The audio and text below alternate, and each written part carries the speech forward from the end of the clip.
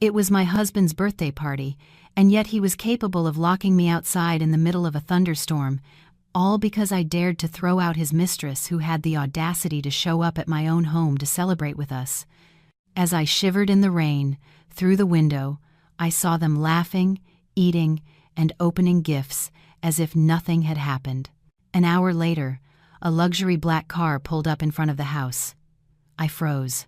It was my grandmother from a small town in Iowa, who I had always seen as a simple countrywoman, but who was, in reality, a multi-millionaire.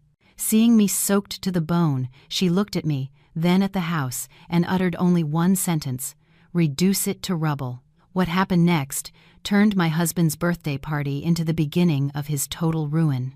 But before I tell you everything from the beginning, write in the comments what city or country you're watching these stories from, and don't forget to leave a like and subscribe for even more intense tales. That evening, the house was buzzing with life. The enormous crystal chandelier in the main living room bathed everything in a warm light that reflected off the walls adorned with flowers and balloons. Music played in the background, barely cutting through the murmur of conversation and the laughter of the guests. It was the birthday of Michael, my husband, and I had been working non-stop since morning to make everything perfect. I checked the catering, adjusted the decorators' work, counted the silverware, arranged the floral centerpieces on the tables, and even personally ironed Michael's suit. My legs and back ached, but all I wanted was to see him happy and proud of his party. I thought that maybe tonight he would remember that I was still his wife. Carrying a tray of drinks, I stood in a corner observing him. Michael was surrounded by colleagues and business partners.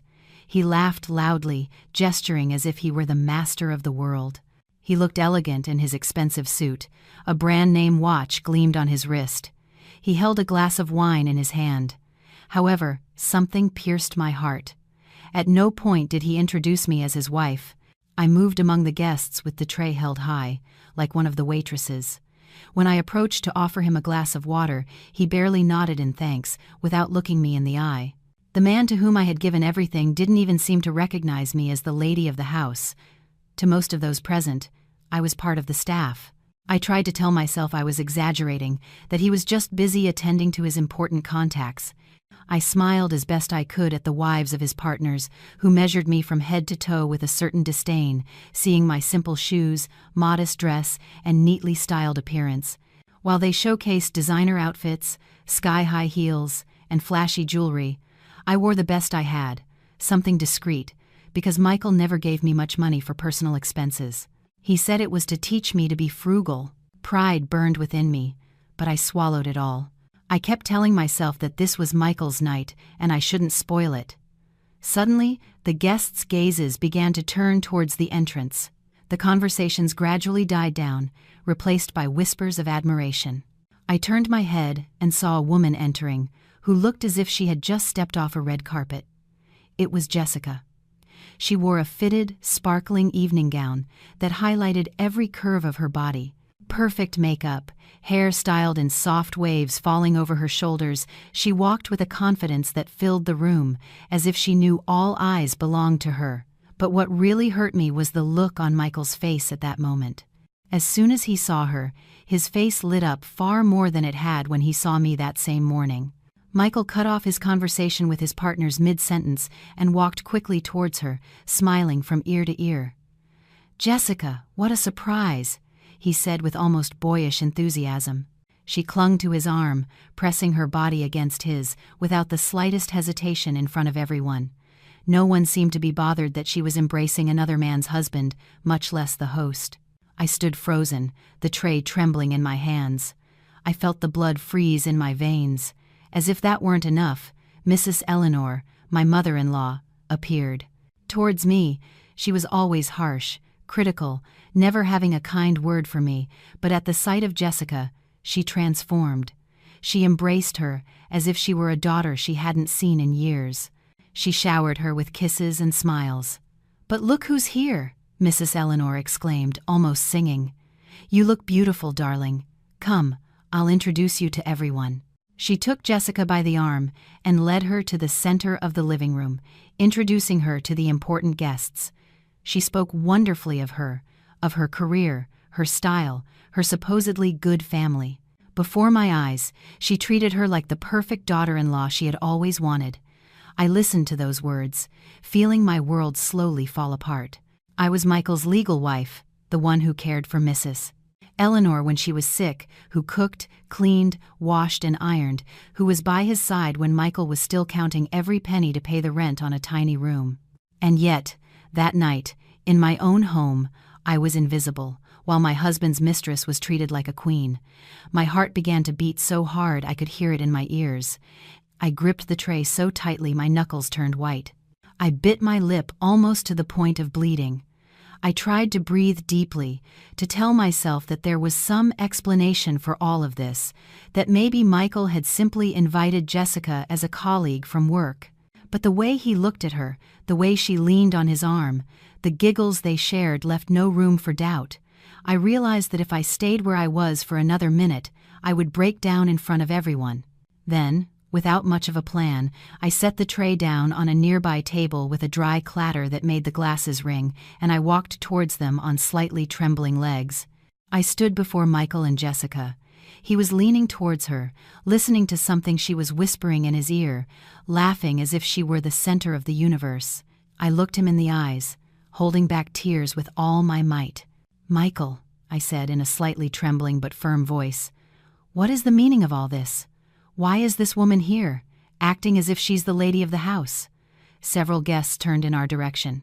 A silence began to spread. The smile vanished from Michael's face, and his gaze turned icy. "Sarah, don't start," he muttered. "Don't make a scene at my party." Jessica laughed softly, almost mockingly. "I just came to celebrate the birthday of a man I love," she added in a sweet voice. "Don't be so uptight and jealous, Sarah. You're ruining the atmosphere." Her words cut me like a knife, rage and humiliation mixed with pain. I felt the blood rush to my face. Then I pointed to the front door. "This is my house," I said loudly enough for everyone to hear me, "and he is my legal husband. I am asking you to leave immediately. Jessica, you are not welcome here." A hush fell over the living room. Some guests held their breath. The music was still playing, but after a moment, someone turned it off. The clinking of glasses being set down could be heard. Mrs. Eleanor reacted immediately and stood between us. "What a lack of respect!" she shouted. "How dare you throw out such an important guest? Jessica has far more class than you and fits into this environment better. You're just making a fool of yourself." Every word she spoke was like a slap in the face in front of everyone. I looked at her in disbelief. "I am your daughter-in-law," I wanted to say, "the one who took care of you in the hospital, who drove you to your doctor's appointments." But Michael grabbed my wrist before I could respond. His face was burning with rage.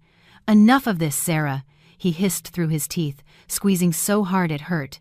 "You're ruining my birthday. All you ever do is create problems." "I'm trying to break free. I'm just defending my dignity as a wife," I managed to reply. He didn't want to listen. He started dragging me from the living room in front of everyone, as if I were a capricious child. I felt the stares, the whispers, an occasional malicious smile. No one came to help me. Jessica and Mrs. Eleanor watched us with triumphant expressions. Michael walked quickly, and I almost tripped trying to keep up. We crossed the hall and reached the front door. Outside, the sky was black, heavy with clouds. The distant rumble of thunder and the intense drumming of rain on the pavement could be heard. Michael threw the door wide open. A cold wind and water hit us in the face like a bucket of cold water.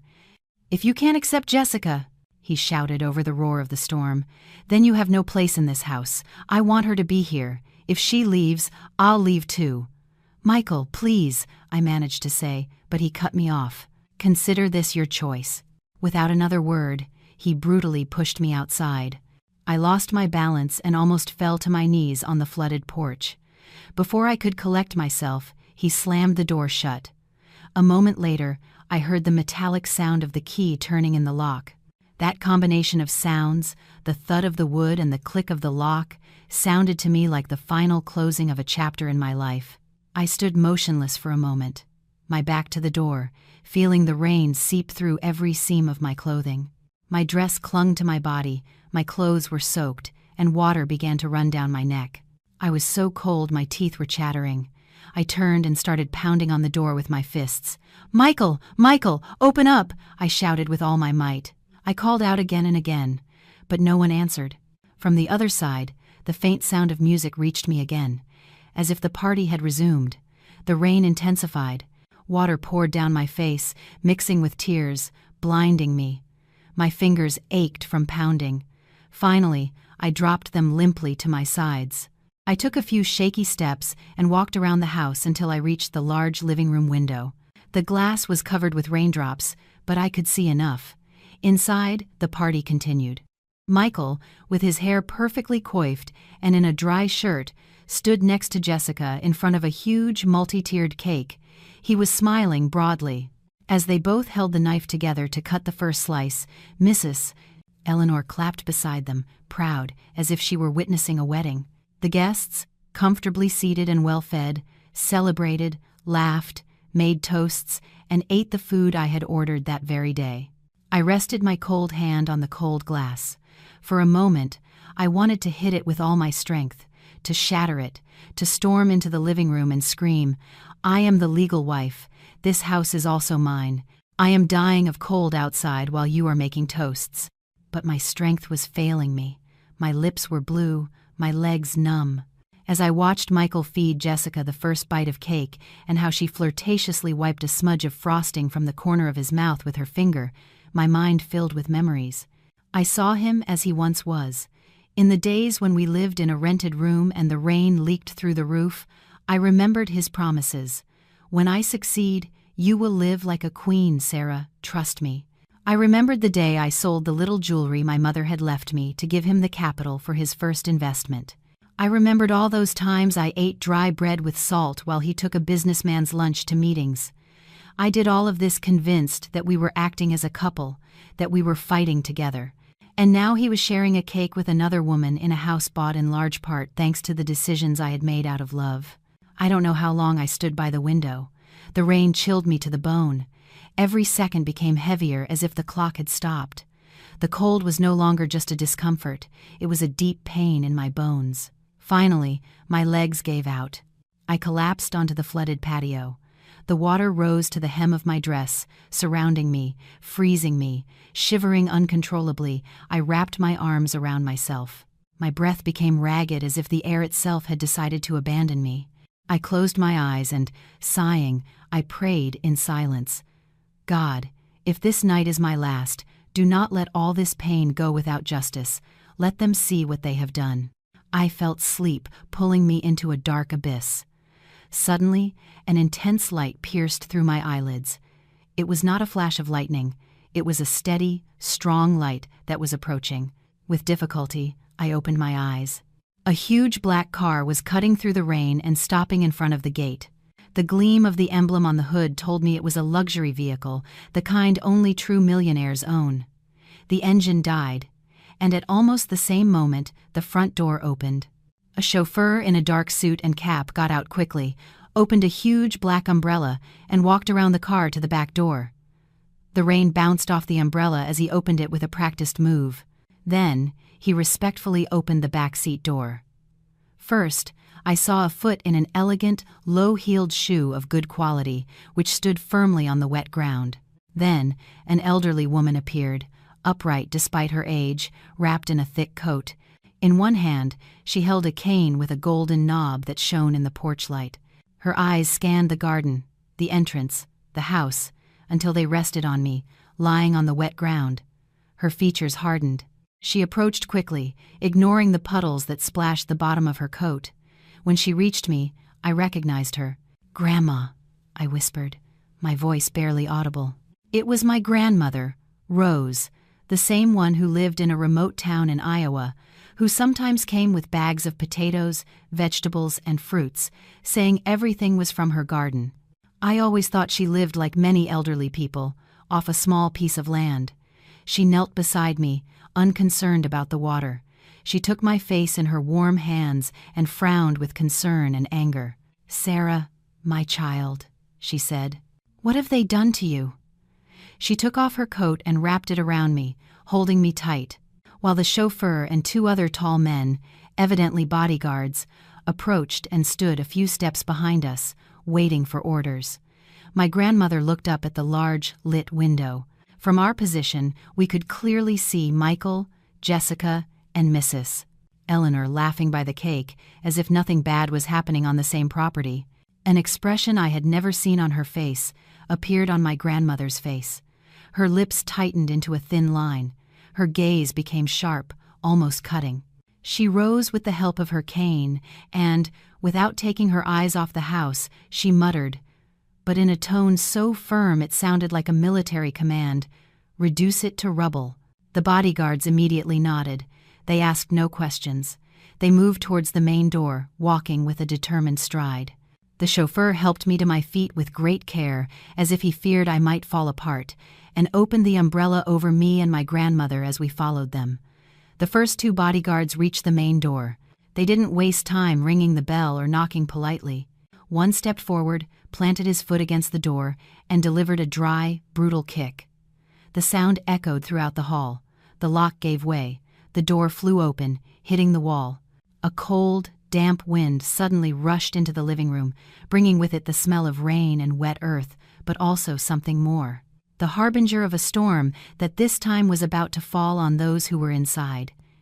In the living room, the guests froze. The music stopped. Michael, who was about to feed Jessica another spoonful of cake, dropped the fork, which clattered as it hit the floor. Jessica hid behind him, frightened. Mrs. Eleanor opened her eyes and mouth at the same time, not believing what she was seeing. Michael, always impulsive, reacted first, rushing furiously towards the door. "Who are you people?" he screamed. "You're breaking into private property. This is my house. Get out before I call the police."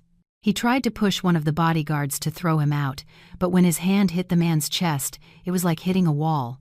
The bodyguard didn't even move, just pushed Michael's arm away with a minimal gesture, and Michael staggered back, almost falling onto the buffet table. By then, all of my grandmother's people had entered and were positioning themselves at various points in the living room, forming a semicircle that isolated the entrance. The guests, still with glasses in their hands, didn't know what to do. At that moment, my grandmother and I entered.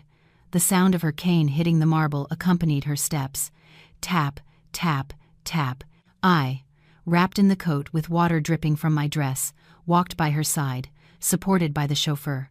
My appearance was a complete contrast to the luxury of the living room.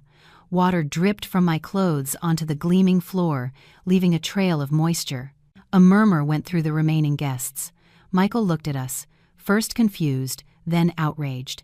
Mrs. Eleanor, trying to regain her role as lady of the house, burst into sarcastic laughter. Well, she said. "I thought it was burglars, but it turns out it's Sarah's country grandmother. What a pathetic scene." Jessica relaxed a little upon hearing this and allowed herself a superior smile. "She's probably come to beg for food," Mrs. Eleanor added with contempt. "This is a private party." My grandmother didn't answer right away. She stopped under the crystal chandelier, lifted her chin, and looked in turn at Michael, Mrs. Eleanor, and Jessica. Her cold gaze made more than one guest look down. She struck the end of her cane hard on the floor. "I have not come to ask for anything," she said in a tone that silenced even the boldest. "I have come to reclaim what 3 ungrateful people should never have enjoyed." Michael crossed his arms. "What are you talking about?" he sneered. "This house is mine. Sarah, get your grandmother out of here. She's lost her mind. If you don't leave, I'll have the neighborhood security drag you out. The sight of the floor stained with the water you brought in disgusts me." One of the bodyguards took a step towards Michael, ready to silence him by force, but my grandmother raised her hand. "No," she said, "I'll handle this." She turned to me, adjusted my coat with infinite tenderness, and whispered, "Watch closely, child.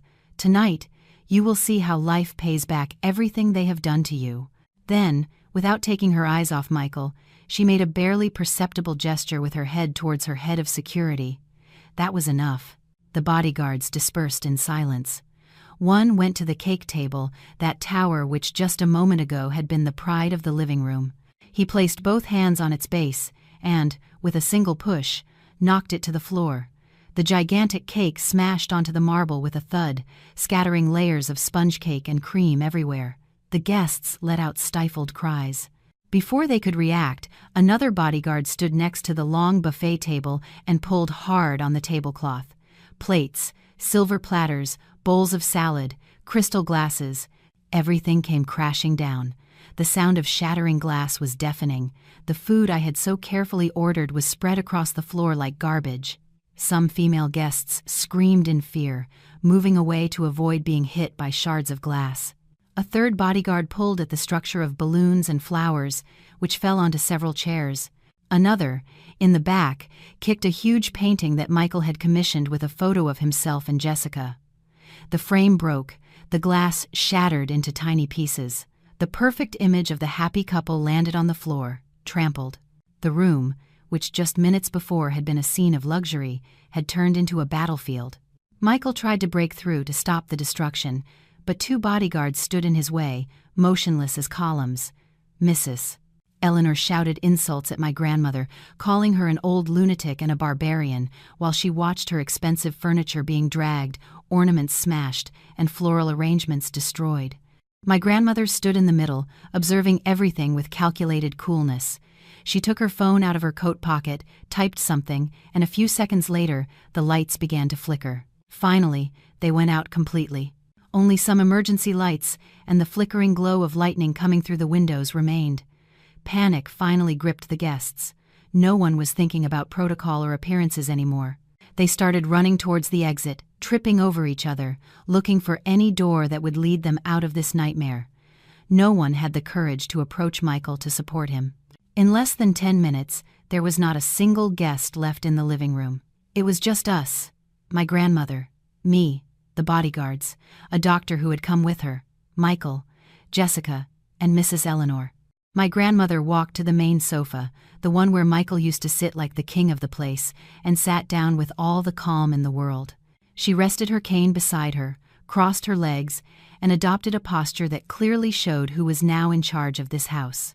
The doctor approached me, placed a dry blanket on my shoulders, told me to sit, and checked my pulse, breathing, and temperature. He gave me a cup of hot tea, and as I drank it, I felt a little warmth return to my body. After being treated worse than a servant, this care made me feel human again.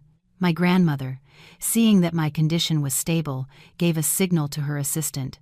He opened a leather briefcase and took out a thick, dark blue folder, which he placed in her hands. My grandmother took the folder, lifted it, and threw it on the coffee table with a dry thud. Michael's eyes followed the object's movement. "Before you start spouting nonsense about reporting this to the police and putting anyone in jail," my grandmother said, "read this." Michael swallowed hard.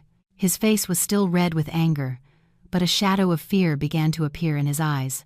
He took the folder with trembling hands, opened it, and began to read. At first, he frowned as if he didn't understand. As he turned the pages, the color drained from his face until he was as pale as paper. Cold sweat ran down his temples. His lips moved, silently reading legal terms, numbers, names. Jessica, next to him, tried to look over his shoulder. When she managed to see the heading of one of the documents, she covered her mouth with her hand in horror. Mrs. Eleanor, impatient, snatched a page from the folder to see for herself. She read a few lines, and her legs gave way.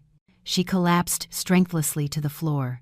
The folder contained the real deed to the house, loan agreements, and a promissory note for several $1 million issued by Michael's company. In those papers, it was clearly stated that the owner of the property was not Michael, but a company called Rosewood Holdings, and the absolute owner of that group was my grandmother, Rose. Furthermore, documents were attached proving that Michael had been siphoning money from the company to pay for the house, cars, parties, and even trips with Jessica. The clauses were clear. Upon finding a breach of contract and misuse of funds, all assets acquired with that money were subject to immediate seizure. Legally, at that moment, the house ceased to be in his use. My grandmother leaned back on the sofa and spoke in a firm voice. "For years," she said, "I was the silent investor who propped up the company where you work. I invested in this business for one reason, Sarah. I wanted my granddaughter to have a comfortable life. I didn't want you to know who was putting up the money, so you wouldn't feel less of a man. I gave you opportunities, capital, trust, and what did you do with it? You betrayed my granddaughter. You humiliated her. You threw her out of her own home in the rain to let your mistress in." Michael shook his head. No, that's impossible," he stammered. "You're an old woman from the country. You always come with bags of potatoes. How can you be the owner of a business group? These papers are fake. I invite you to the notary's office tomorrow, to the property records, to the bank that's listed there," my grandmother replied. "They will tell you the same thing. And if you prefer, I'll introduce you to my lawyer, who is also your boss on the board of directors."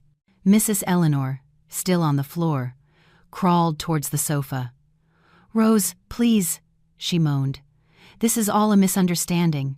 I never wanted to hurt Sarah. I just thought Jessica could help our son get ahead. I didn't know who you were. Please, don't take the house from us. We are family." She clung to the edge of the sofa, trying to touch my grandmother's skirt, but one of the bodyguards stood in the way and gently moved her away, preventing contact.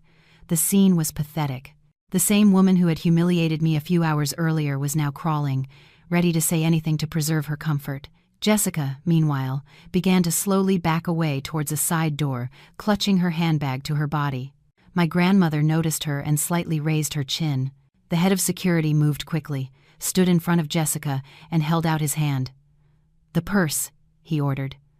Jessica clutched it tighter. "It's mine," she replied nervously. "Who are you to ask me for it?" The bodyguard snatched the purse from her without effort and emptied its contents onto a table. Several rings, necklaces, and gold bracelets fell out, which Mrs. Eleanor immediately recognized as her own. "Thief!" she shouted, forgetting her role as a victim for a moment. "No wonder you liked her so much." My grandmother didn't even spare Jessica a word. She struck her cane on the floor.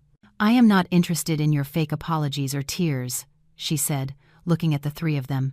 "I am only interested in justice for my granddaughter. From this moment on, this house, the cars, the furniture, and everything you bought with the company's money is mine. You have 10 minutes to disappear from here. No bags, no suitcases, no jewelry, just with what you're wearing." Michael opened his mouth to protest. "This is illegal. You can't throw us out on the street. I built this house with my effort.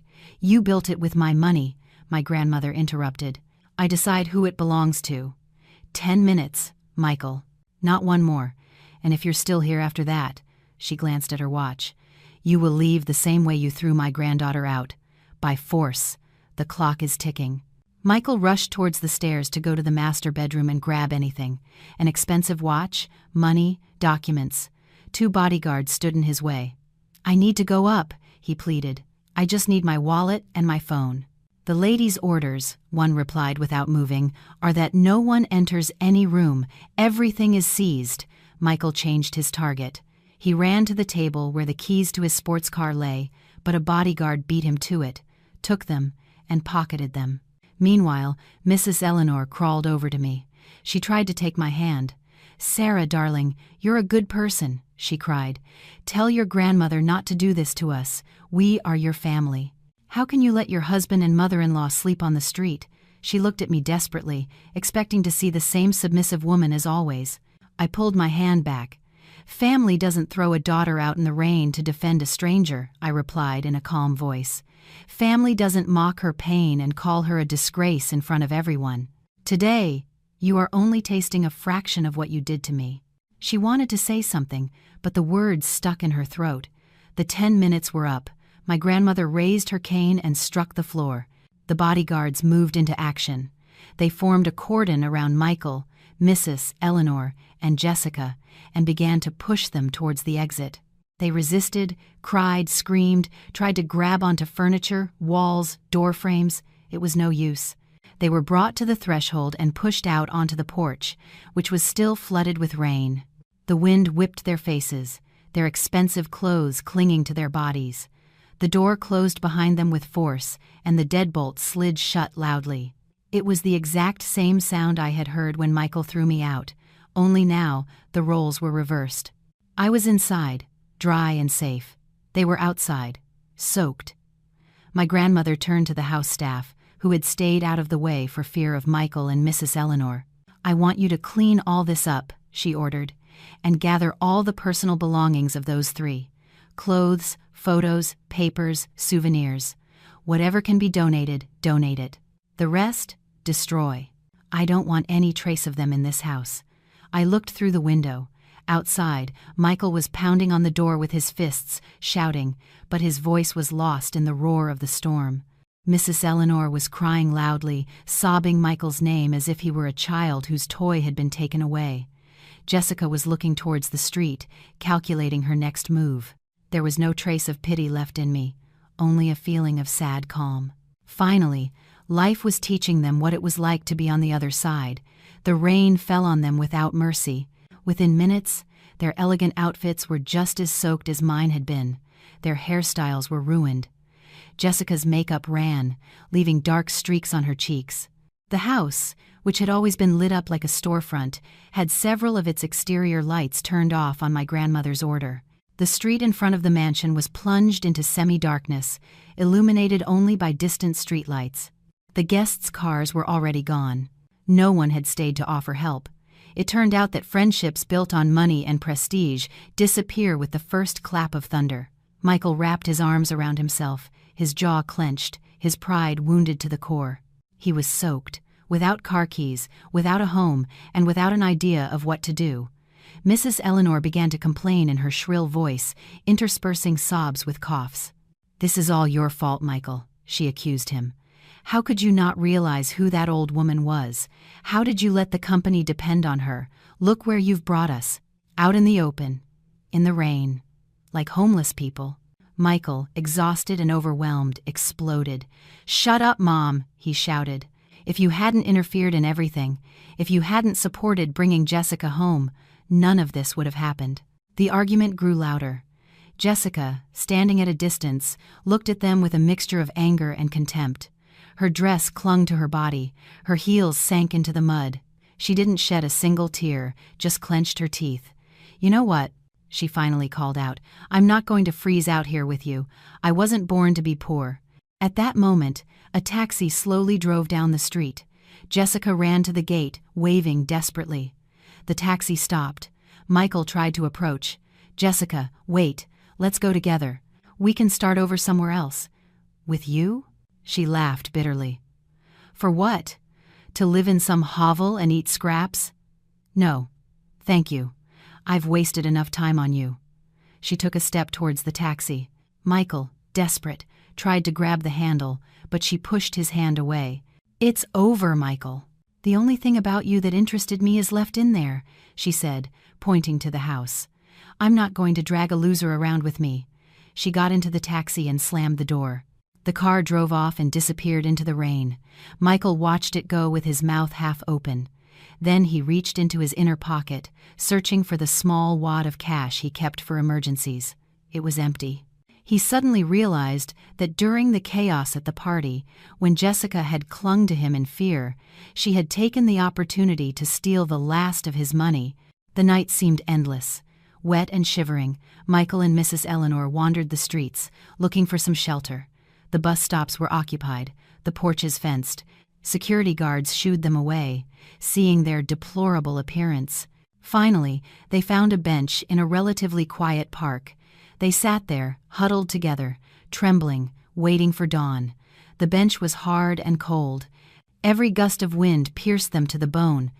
Mrs. Eleanor coughed incessantly. Michael could barely think clearly. Memories of the house, the party, the kick to the door mixed with the sound of the rain. For the first time since he had started earning money, he was sleeping on the street. When dawn began to brighten the sky, the sun's rays fell directly on Michael's face, forcing him to open his eyes. His whole body ached. Next to him, Mrs. Eleanor was sleeping curled up, using her empty purse as a pillow. Her face was expressionless, completely different from the confident and arrogant woman she had been. Michael gently woke her. "Mom, get up. We have to do something. I'm sure this is all a misunderstanding. I'll go to the office, talk to the higher-ups. They surely don't know what that old woman did. I'm still a director. They owe me money. We can sort this out." That hope kept him alive. In the same wrinkled and damp clothes from the previous night, he helped his mother up. They started walking towards the financial district, where the company building was located. The journey was torture. They walked in the sun, which was beginning to heat up, with empty stomachs. People looked at them with curiosity, and even contempt. Their wrinkled and dirty evening clothes, their dark-circled eyes contrasted with the impeccable suits of the office workers. When they reached the lobby of the company building, Michael tried to regain his composure, ran a hand through his hair, brushed off his jacket a little, and confidently pushed the glass doors. But he had barely taken a few steps when the security guards, who usually greeted him with respect, blocked his way. "Mr. Thompson, you can't come in," one of them said. Michael was indignant. "What are you talking about? I'm your boss. Move aside before I fire you." "Not anymore, sir," the guard replied with an awkward but firm expression. "An order came in this morning. You are terminated, effective immediately. Furthermore, you are banned from entering the building. Your name is on a blacklist. I'm sorry." "I want to see that order," Michael demanded. The guard, with a sigh, led him to the reception desk. There, pinned to a bulletin board, was a sheet of paper with the company letterhead and the signature of a legal representative. The text clearly stated that Michael had been fired for violating the code of ethics, misappropriation of funds, and damaging the company's reputation. It also specified that all his assets would be seized to cover the losses. There was even his photo next to the note, "Person not authorized to enter." Passing employees stopped and looked with curiosity. Some who had previously laughed at his jokes now whispered behind his back, commenting on the scandal. He felt the ground give way beneath his feet. The security guards escorted him to the exit. "You can't do this to me," Michael repeated, speaking more to the company than to them. "I need to go in. I have personal belongings there." "All your belongings are being reviewed by the legal department," one of the guards replied. "If anything is found to be truly personal, it will be delivered to you. For now, you must leave." They gently pushed him onto the street, and the glass doors closed behind him. The life he had built around his office was over. Not giving up completely, Michael thought of his savings account. He clearly remembered having accumulated a significant sum in his personal account. He left Mrs. Eleanor waiting on a nearby bench and ran to the nearest bank branch.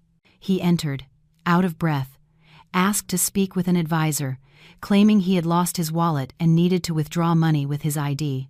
A kind employee assisted him, took his details, entered the information into the computer, and as she read the screen, her face grew serious.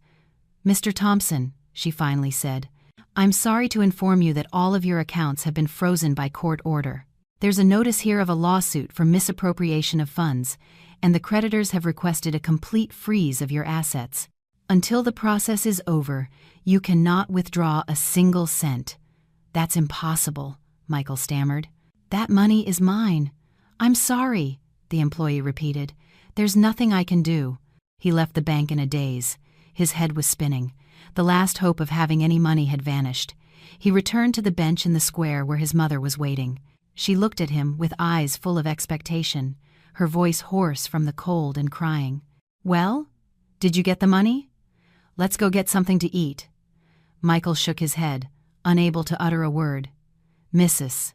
Eleanor covered her face with her hands and began to cry again, this time a deep sob of someone who feels the ground disappearing. Hunger began to bite. Michael searched his jacket, digging in a secret inner pocket where he used to keep a few bills in reserve.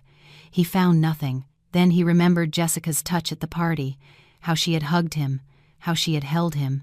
He realized she had taken that money too. He cursed, but it did little good. In the end, with the few coins they had left, they bought a loaf of bread to share. It was all they could afford that day. Later, desperate for some cash, Michael sold his most expensive suit at a pawn shop. The buyer gave him a ridiculous fraction of its value. Still, that money was enough to rent a wretched room for a week in a damp alley and buy a few servings of cheap food. The room was small, with moisture-stained walls, a tin roof, an old mattress on the floor, and a single light bulb hanging from the ceiling. The smell of must mixed with the smell of the sewer outside. Mrs. Eleanor held her nose as she entered. "I can't live like this," she complained. "This is worse than a chicken coop." "This is all we have," Michael replied, exhausted. "It's either this or the street. Shut up and be glad we have a roof over our heads." That first night, they ate in silence, sharing a plate of rice with some cheap stew.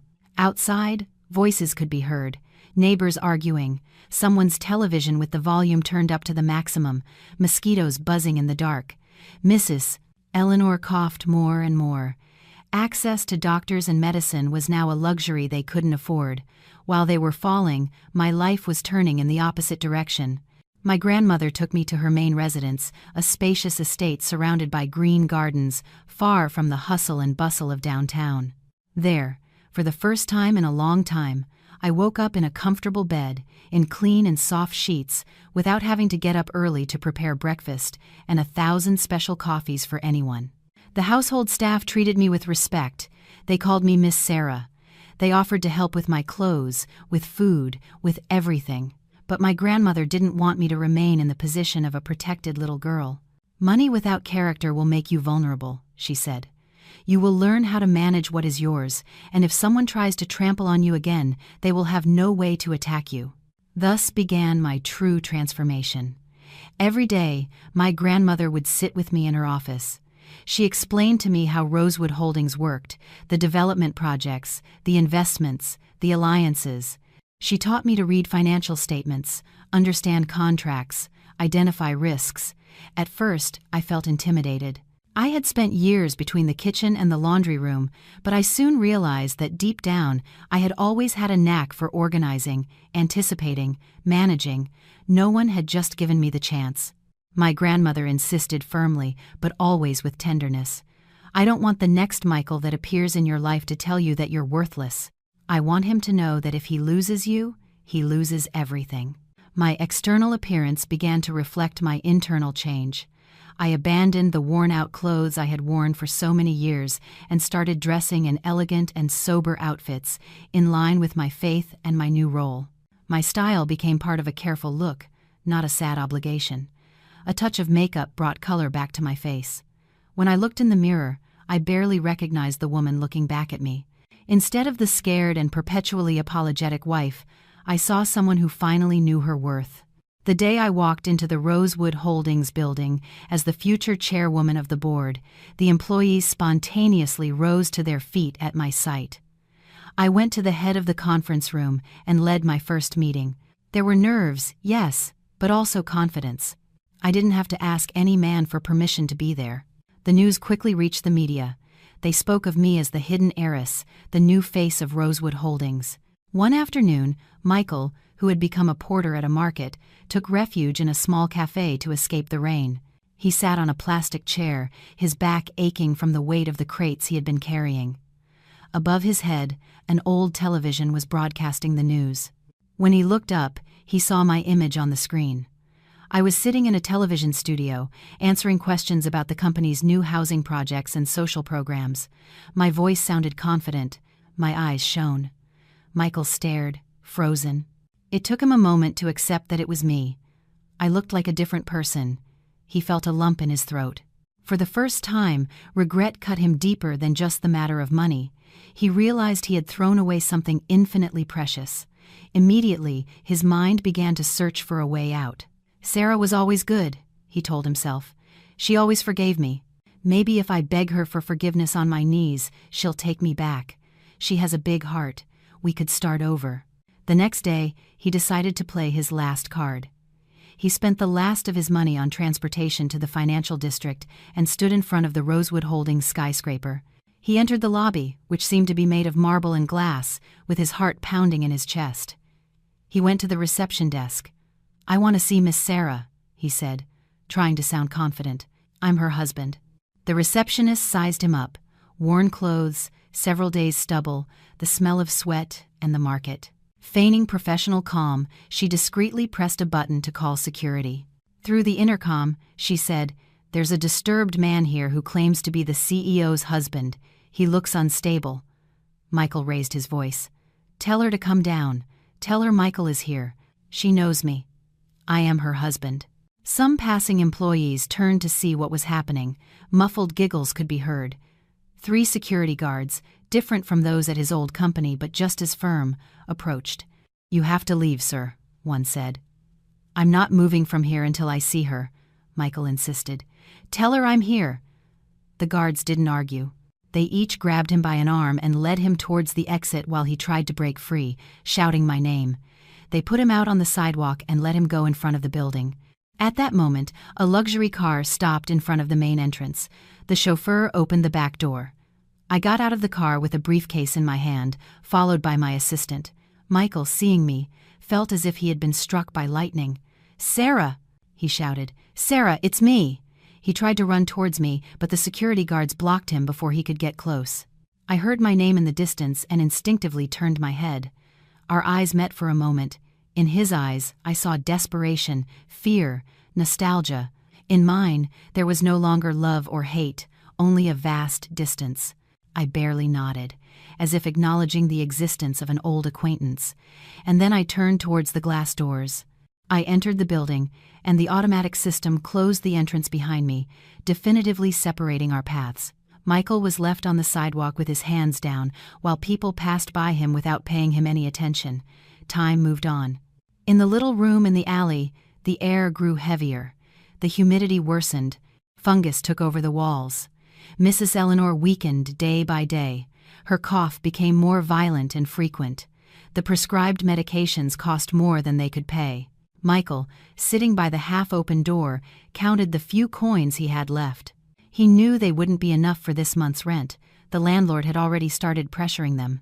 He thought about the past, the expensive restaurants, the bottles of wine he opened just for show, the money he lost on stupid bets. Every memory weighed on him like a stone. One afternoon, a strange silence fell over the alley. The children stopped screaming. The neighbor's television went off. The engine of an approaching expensive car could be heard. It was not normal for a black luxury sedan to enter this labyrinth of low houses and hanging cables. The neighbors came out to their doorsteps, whispering. The car stopped right in front of the room where Michael and Mrs. Eleanor lived. The chauffeur got out, opened the back door, and I got out with 2 bodyguards. I was wearing an elegant suit. My appearance was impeccable. My shoes didn't have a single spot. My presence contrasted with the surroundings, but I maintained a firm expression. Michael, who was standing in the doorway, saw me and stood up abruptly. "Sarah," he whispered, not believing his eyes. Mrs. Eleanor, hearing my name, crawled to the threshold. "My dear, I knew you would come," she cried. "I knew you wouldn't abandon us. You've surely come to take us home, right?" I looked up at them. I didn't get closer. I stopped at a safe distance with the bodyguards forming an almost invisible barrier around me. My assistant approached Michael and handed him a large paper envelope. Michael took it with trembling hands, full of hope. He thought he would find money in it. He opened it and took out several documents. His gaze ran down the first page from top to bottom. His heart sank. They were divorce papers. All his faults were listed there. Infidelity, psychological abuse, abandonment, and the night he threw me out in the rain. I spoke. "I want you to sign them," I said in a firm but not shouting voice. "I don't want this process to drag on. I need to close this chapter. I don't want to be tied to you, not even on paper." Mrs. Eleanor began to sob loudly. "Don't do this, my dear," she pleaded. "Don't destroy your family. I promise I'll be a good mother-in-law. I was wrong, but we all make mistakes. I beg you, don't leave us like this." I looked at her for a moment. "The family didn't defend me when I needed it," I replied. "When I was soaked outside, you were inside applauding your son's mistress. That is not family." I then took out a smaller white envelope and placed it on an old chair on the porch. "Here is some money," I added. "This is not compensation or alimony or anything like that. It is charity. I am giving it because I have a duty to help the poor. Use this for medicine and food for a few days. After that, there will be nothing more from me. You two are now just 2 strangers I once knew." Without waiting for a response, I turned and went back to the car. Mrs. Eleanor's sobs and Michael's muffled protests were left behind. My bodyguards closed the door. The car drove off. The divorce proceeded quickly. On the day of the court hearing, the sky was overcast. Michael came in a borrowed shirt, without a lawyer to represent him. I arrived with my legal team. The judge listened to the evidence, which was overwhelming. The verdict was clear. The marriage was dissolved. I kept all my assets, and he had no right to anything. Leaving the court, Michael tried to run up to me one more time, but my bodyguards blocked his way. I got in the car, they closed the doors, and we drove away. No more words were needed. When Michael returned to the alley where the rented room was, he found his few belongings and his mother's things thrown outside. The landlord had decided to evict them for not paying the rent. A new month was beginning, and he didn't want problems. Mrs. Eleanor was sitting on the sidewalk, hugging a bundle of old clothes. The sky opened up again. It started to rain. They had nowhere to go. They sought shelter under the awning of a closed shop. They sat on the floor, surrounded by plastic bags, looking at the wet street. It was like reliving the night they had thrown me out. Only this time, on the other side of the door, there was no warm house. Mrs. Eleanor whispered my name between broken prayers, asking for forgiveness and begging for a miracle. But the miracles did not come. The rain fell with force as a black luxury car slowly drove down a nearby avenue, stuck in traffic. It was my grandmother's Rolls-Royce. Michael recognized it immediately. Through the steamed-up but street-lit window, he could see the interior. My grandmother was sitting there next to me. The atmosphere was warm, the lights soft. I held a steaming cup of tea in my hands. I was laughing at something she had just said. My face was serene, my eyes full of life. My grandmother looked at me with pride, and from time to time took my hand with a tender gesture. Michael looked at them with his clothes stuck to his body, with his hair dripping, with his fingers numb. He felt something inside him finally break. The traffic jam began to move. The Rolls-Royce slowly started, then accelerated, disappearing behind the curtain of water. In the car, I was not looking to the sides. I did not see Michael or Mrs. Eleanor huddled by the closed shop.